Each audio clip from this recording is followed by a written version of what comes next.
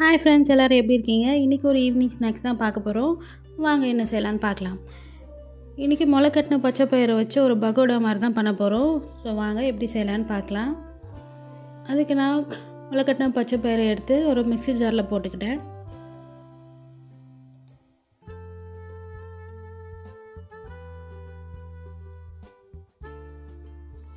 காரத்துக்காக 2 பச்சை மிளகா, ஒரு துண்டு இஞ்சி சேர்த்துக்கிறேன்.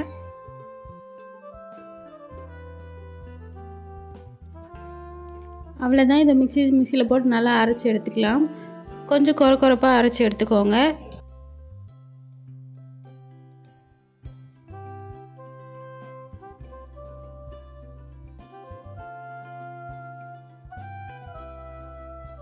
அரைச்சதை ஒரு கிண்ணத்தில் மாற்றிக்கலாம். ஒரு வெங்காயத்தை பொடி பொடியாக கட் பண்ணி நான் சேர்த்துக்கிறேன். கொஞ்சமாக கருவேப்பிலை, கொத்தமல்லி,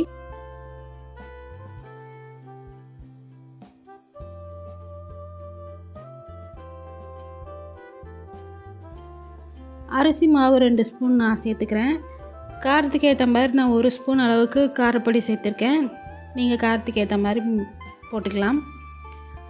டேஸ்ட்டுக்காக கொஞ்சமாக கரம் மசாலா, உப்பு, கொஞ்சமாக 1/4 டீஸ்பூன் அளவுக்கு மஞ்சள் சேர்த்து நல்லா மிக்ஸ் பண்ணி எடுத்துக்கோங்க.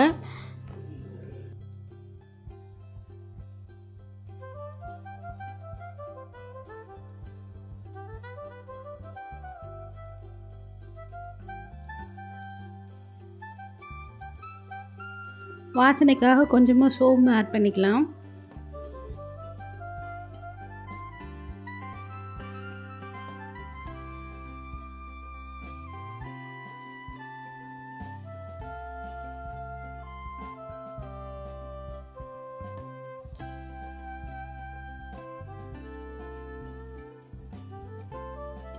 எல்லாத்தையும் நல்லா கலந்து விட்டதுக்கப்புறமா சைடில் நான் எண்ணெய் நல்லா காய வச்சுருக்கேன். காய்ஞ்சதுக்கப்புறமா எல்லாத்தையும் எடுத்து குட்டி குட்டியாக பகோடா மாதிரி நான் போட்டு எடுத்துக்கிட்டேன். அவ்வளோதான், இன்றைக்கி ஈவினிங் ஸ்நாக்ஸ் ரெடி ஆகிடுச்சு. உங்கள் வீட்டு குட்டீஸ்க்கும் இந்த மாதிரி ஹெல்த்தியாக ஈவினிங் ஸ்நாக்ஸ் செஞ்சு கொடுத்து எப்படி இருக்குன்னு எனக்கு மறக்காமல் கமெண்ட்டில் சொல்லுங்கள்.